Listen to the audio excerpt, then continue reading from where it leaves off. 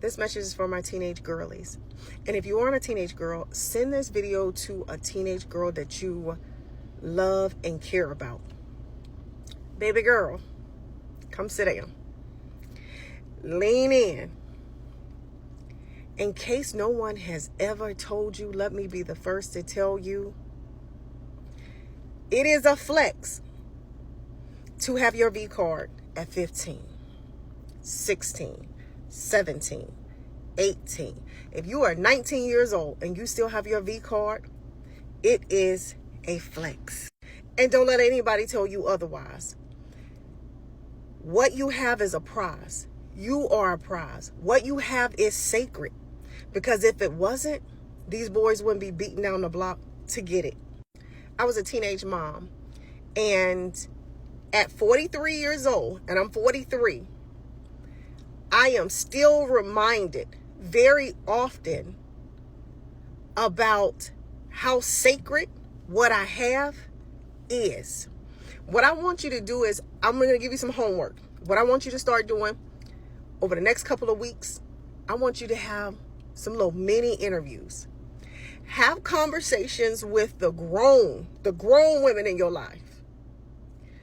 Your mamas, your TTs, your grannies, your coaches, and ask them about their first experience. A lot of them have not so good experiences. But what's most important, I want you to ask them this question. Would you deal with that person that you lost your V card to? Would you deal with that person today? Most of them would not touch that person with a 10-foot pole.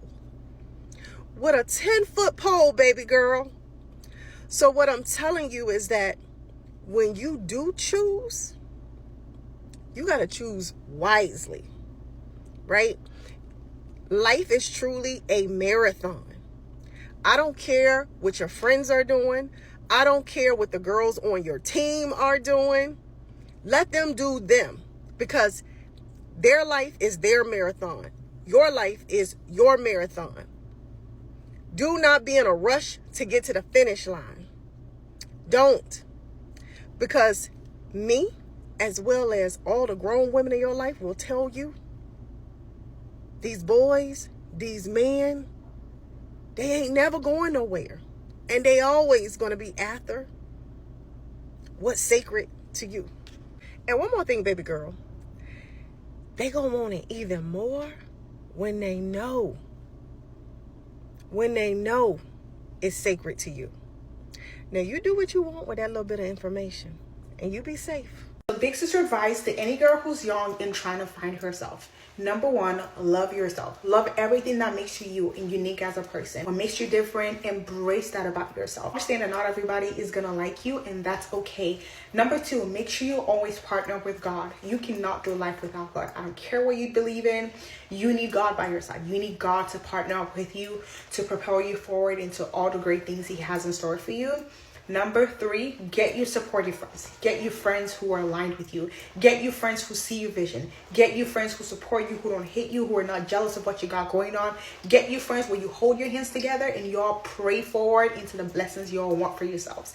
Number four, do not be with any man who cannot add value to your life. You don't need no bum. You don't need anybody who pulls you back. Make sure whoever you're deciding to partner with long term, whether that be your boyfriend, your future partner, your husband, whatever it is, make sure he's a man who's adding value to your life and seeing your worth and value and not giving you reasons to doubt yourself more. You don't know something that's very scary? When I was 13, 14, even like 12 years old, I would have grown men flirt with me, ask for inappropriate pictures, call me beautiful, say I was so mature for my age. And I used to actually find it flattering because I was dealing with a lot of insecurity and about my skin, about my body, about the way I looked. And I actually considered it flattering. And I know now that those men were literally preying on me because they saw me as vulnerable. And when you have men that are older than you and trying to prey on you, just know they are not trying to be your best friend. They are not trying to support you. They are literally trying to prey on you because they know you're vulnerable. So when I tell you this, just a piece of big sister advice, please know that when older men are trying to pay for things for you, if they're hitting on you, if they're flirting with you, if they're saying you're so mature and so old for your age, it is a tactic of manipulation, and I need you to know that. If you're a young girl, I'm telling you, you need to know that. There are 5 lessons I learned by the age of 25, and I'm currently 26, but I just turned 26. So yeah, I learned all of this stuff at 25. Number 1, do not be too accessible. Let a lot of people admire you from a distance. People are just weird these days. Like, I cannot stress this enough. It is so important to leave some people as a fan, like, or as an admirer, however you want to put it. A lot of people are not meant to be close to you. A lot of people are not meant to know you on a personal level. Let people look at you, admire whatever it is that they like about you, and leave it just as that. Whether that's platonic or romantic, some of that stuff you literally have to leave on the playground. You don't know people's motives, and you don't know what type of spirits are attached to people. People be envious, jealous. Like, it is so easy for inspiration and admiration to turn into jealousy. Everybody is not meant to have insights on you. Let them like you from a distance. It will save you a lot of drama. It will save you a lot of turmoil. It'll save you a lot of stuff that you don't need to be going through. The people that genuinely are meant to be in your life, just let it happen organically. Let it happen naturally. A lot of people are finding people from social media. You like their lifestyle, you like their content, and all of a sudden you want to know more. No, baby. Some people you just have to leave intrigued, okay? Number 2, you are literally nothing without God. And until you realize that, you are going to lose a lot, and you are going to have a lot of unnecessary issues ongoing in your life. Like, you just got to understand that God got to be the center of everything. You can't chase a career. You can't chase a relationship. You can't chase a friendship. You can't chase a lifestyle. You can't chase anything in this world without God being the center of it. So do not idolize anything, and do not place anything or anyone above God. That's just a given. And if you don't know that, you're gonna learn that, okay? Number 3, make sure your connections, your friendships, your relationships, whatever, make sure they are equally yoked and mutually beneficial. And when you understand that, you will start realizing that a lot of friendships and a lot of relationships are literally seasonal. Like, what worked last season or what worked back when we was in high school, it's not gonna work when I'm a 26-year-old adult. Like, so if you don't have those people that can pivot with you and that can change on, the same wavelength as you, unfortunately, some people you have to start loving from a distance, because you are always going to have division when y'all are not on one accord. So just make sure your friendships and your relationships are aligned, and make sure y'all can benefit each other. It should be an equal give and take. It should not be, oh, I'm pouring into you, but I could never get anything from you. I don't care if that's financially, physically, mentally, or emotionally. If I'm pouring into you, you should be able to pour right back into me. And that literally leads me to number 4. Do not try to pour from an empty cup. It is okay to say no. No is not a bad word. And when you say no, understand that is a statement. It's not no because no, but no. And when you say no, leave it at that. Like, you don't have to give an explanation. If you can't, you can't. And until you learn how to say no without feeling bad, you are going to always try to pour from an empty cup. You don't have the capacity. No. Like, that's just what it is. You don't have the capacity for whatever it is or whoever it is. So stop trying to pour from an empty cup, because you're going to spread yourself thin. And then when the tables are turned and the roles are reversed, those people are not going to pour into you. Because when their cup is empty, oh, it's empty. And they're going to tell you no. Now you mad. Now you feel some type of way because you were willing to pour from an empty cup, but everybody is not willing to do that. So you just need to nip that in the bud right now. And number 5, this is the biggest one. And honestly, this should have been number 1. Do not put your identity in status or possessions, okay? As you get older, you will realize, baby, anything. When I say anything can be stripped from you at the blink of an eye, that's anything. Instead, you have to pour into yourself in ways that cannot be stripped of you. Status and possessions can always be removed. But if you invest into your knowledge, your self-development, things that cannot just be easily taken. Because, baby, you could be the CEO of the best company today, and that company can collapse tomorrow. You can literally be living in a mansion today, and that could be taken tomorrow. You could have the best car today, and that could be taken tomorrow. Like, Possessions and status can always be removed, but when you invest into the right things that cannot be stripped. So just make sure your identity is not rooted in what you have, but more so of who you are. Who you are as a person will always stand. What you know will always stand, but what you have. Okay, I just finished at the gym, and I just have to say this because it really had me thinking while I was in there lifting weights and looking at myself in the mirror. If I could tell all the young girls who are in their teens or their early 20s and are hating on themselves, hating on their bodies, wishing this was bigger, that was smaller, this didn't look like that, that didn't look like this, to just give yourself a chance. Coming from a 27-year-old, closer to 28 than I am to 27, I have never loved my body more than I do now.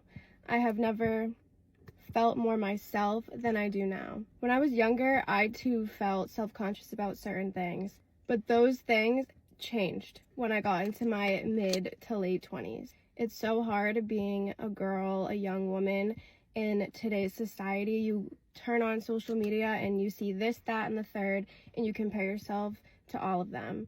And this world and this society and social media is designed to make you not like yourself.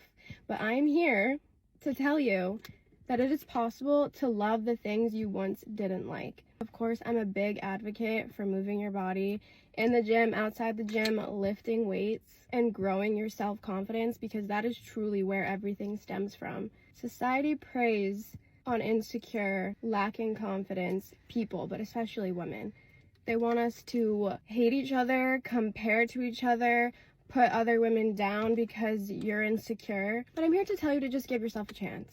If you are currently any age from like 14, even like 13, even 12-year-olds, oh my god, it's crazy the ages that girls are now seeing other people on social media and thinking that they need to look like this, that, or the third when you literally just got here. If there are things that you don't like about yourself, just give yourself a chance. Move your body, pour into yourself, pour into your self-confidence. Usually females go into the gym to grow a booty, flatten their stomach, hop on the treadmill and lose weight. Slowly, you start changing your mind as much as you change your body. And all of a sudden, you're not going to the gym for those things. You're going to the gym for a moment in your day to pour into yourself and lift the weight you once thought you were never going to be able to lift. And of course, with that, the physical changes come. And then it becomes addicting because you're like, wow, I can do this. I can look good. I can build muscle in places I never thought were possible. I can love myself. Period. All I'm saying is I'm not against body modification. I'm not against changing something that you don't like about yourself and changing something that would make you feel good. Just wait. Just give yourself a chance. Let your brain mature. Don't hate your young body that God gave you. I'm always proud doing what makes you feel the best. But when I just think of myself, when I think of 14, 15, 16, 17-year-old me, I never thought it was possible to absolutely love the woman that I am now. And when you're that young, you're like, this will never change. I will never look better. My boobs will never get bigger. I won't be able to grow butt. You can and you will. That's it. You can and you will. There's absolutely nothing wrong with wanting to look different. There's not. But doing it in the way of moving your body and lifting weights adds so much more to your health, your life, your natural figure, that everything just fits and looks good together. And then down the line, if you're like, I still don't like this about myself, okay, I understand. Do what you need to do to feel good. If there's one thing that I could just tell the young girls of the world is to wait. Just wait until you're older. There's so much good to come. So much good to come. And you can fully love the person you are. And that's my TED Talk for the day. Big sister advice: waiting for others is going to slow you down and cause you to redirect in a space that you don't want to be in. Do the thing that you said that you wanted to do. But you don't have to have a friend with you. You don't have to be in a relationship. Do it by yourself. You will be more happy and more fulfilled, and you will run into people that are more like-minded by doing the things that you actually want to do. I just turned 27 today, so get ready with me while I tell you some lessons I learned throughout my 20s. Time is gonna pass either way, so if there's something you can't stop thinking about, something you really wanna start, just start right now. People aren't more capable. The only difference is that they actually acted on the ideas that they have. There's not some secret handbook on how to do all the things you want to do. You literally just have to try, and you have to fail, and then you have to try again. When it comes to dating, you need to stop seeing people for their potential and look at who they are right in this moment. No matter what they say they're gonna do, look at what they're actually doing right now. When it comes to dating, look for someone who matches your ambition level, because if you're way more motivated, way more ambitious than your partner, they're just gonna drag you down. You don't want that. Prayer works. There is so much peace in just handing your problems over to God and letting Him handle it. Time I'm stressed out, I just feel so reassured knowing that God is in control and what's meant to be will happen in His timing. One thing that took a really long time for me to learn is to just give myself grace, because I feel like I'm constantly setting new goals for myself. So as soon as I reach a goal, I don't even feel satisfied, and I don't feel proud of myself because I already set a new standard for myself, and I already have found something else that I'm working towards. So I feel like it's super important to stop, take a deep breath, and look at how far you've come and how much you've accomplished in such a short amount of time.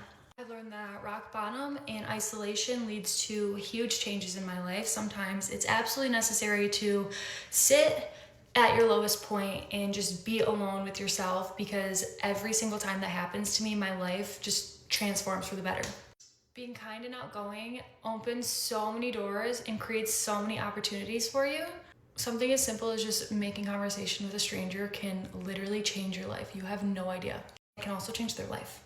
Thoughts that you think is the life that you're living. So if you're constantly thinking negative thoughts about yourself, you need to start monitoring your thoughts and being more aware of the way you're speaking to yourself. If you want to live an abundant life, you need to start speaking kindly to yourself and thinking positive thoughts. Not everything needs a reaction. Sometimes silence is the best response. Don't let someone else's behavior make you act out of character. Just because they have weirdo tendencies doesn't mean you need to change who you are. If they're a weirdo, let them be a weirdo. You're not a weirdo. Revenge hits way harder when you let God handle it. You literally don't have to do a single thing. Pray about it, let it go, and watch them get their karma. As easy as it sounds, sometimes it's better to ask for forgiveness than to ask for permission. Sometimes people aren't always going to see your vision. You just got to show them. I set absolutely crazy goals for myself, and then I gaslight myself into thinking that they're not that hard to reach, and I just take them off the pedestal, and then it makes it easier for me to hit the goals I want to hit. Spend as much time with your parents as absolutely possible, because your parents are also getting older. Go get that education. Go get that education and go get that job. Please do not be fully dependent on that man, girl, because you never know what's going to happen. You never know what's going to happen. You never know. He's going to wake up one day and be like, I'm done supporting you. And what do you have? You don't have a career. You don't have a job. It's hard to get jobs right now. It is. It's very hard to get a job right now. So what are you going to do? You're going to feel like, oh my gosh, I can't do nothing. I'm going to let him treat me however he wants to treat me until I get on my feet. He's going to be walking you like a dog because you have nothing going for yourself. You know how many guy friends that I've had, how many guys that I've just had a conversation with, or things that I've heard, and yeah, in the beginning, it's cool to support their girl, but then they be saying they be cheating on the girl and being like, well, that girl, the main girl, doesn't have nothing going for herself. They cheat on her with girls that have things going for themselves. A career, a job, their own car, sometimes their own house. So please, go get that career, go get that job, go do things for yourself. Start a small business. You're at home, you don't want a job. Okay, start a small business. I seen a post and it said, 100 strangers will support you more than 100 family members. And that is so true. Your family probably won't be haters, but it will come off as them being haters, because it's of course they're going to want you to have an actual real job. But if you're making it by working for yourself and having a business, then I don't know why that matters. Of course, they're probably saying it to look out for you. At least that's how my family is. First I started doing social media, my family, they just told me I should really get a real job because social media is going to be around forever, But the thing about it is, you do things for yourself. You do what works for you, not for them. They don't pay your bills. They're not helping you financially. You're helping yourself, you know? So please go get that career, go get that job. And yeah, like, college is not hard at all. I promise you. Like, it's literally, if you pay attention, if you study, like, it's not hard at all. So yeah, I don't know, I just feel like I needed to let that out. I've been kind of with like random topics. I think because I was talking to my facial girl about it, how we're just both so independent, and like we have mans, yeah, but like even though our mans provide for us, like we're just so independent, you know what I mean? But yeah, please, please, please do things for yourself. In meetings, I would sit in a room and never contribute. I felt like what I had to say couldn't add value. I felt like maybe I would stutter, I would say something silly, but I'd have some of the best ideas. I'd have some of the things that I felt like would advance the conversation in the room, but I was just too shy to say it. I was just too shy to interject, and opportunity after opportunity would pass me by. It wasn't until I gained the quiet confidence to start speaking up in meetings that I was able to not only shift the perception that others had of me, but change the way that I saw myself. I deserved to be at that table. I deserved to be in that room. And as such, I needed to contribute. One of the things that helped me be able to contribute and get over being shy in those rooms was Toastmasters, developing my public speaking skills. I had a hard time just even having conversations with people in open spaces. And so, for those of you who don't know what Toastmasters is, it's a leadership and development, professional development space where you get feedback based on your public speaking skills every week. So I would go, they had something called topics, table topics, and table topics would allow the guests or anybody that was in the room the chance to come up to the front of the room and do a speech for like 1 to 2 minutes. I started doing this regularly. I'd raise my hand, I go to the front of the room, and right off the cuff, I would do a speech for 1 to 2 minutes about random topics. It got to the point where that skill set transferred outside of the room, and I was in meetings raising my hand. I was in meetings being able to speak off the cuff because I got the practice and I got the reps in. So just like with basketball, with football, you got to go to the gym, you got to put the work in, you got to put the practice in, you got to put that sweat equity into whatever you're trying to get better at. Especially if you know you're in a room, you know your idea makes sense, you know it's at the tip of your tongue, and every single time you talk yourself out of adding value to these meetings. Your values are your ideas are worth value. Your input is worth value. It's time to own your voice.